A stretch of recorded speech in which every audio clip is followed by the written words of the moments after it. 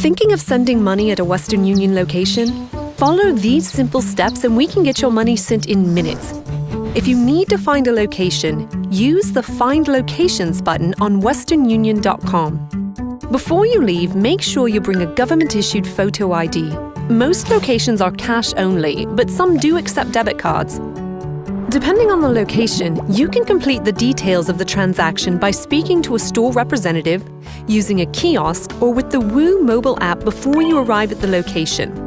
This way is usually the fastest. Make sure to give your mobile number or email address so you can get notified about the progress of the transaction. If you need help at any time, please ask a store representative or try help in the Woo mobile app. When completing the required information, make sure the receiver's name matches exactly as it appears on their own ID. You might want to call them to verify first, otherwise they might not be able to pick up the money.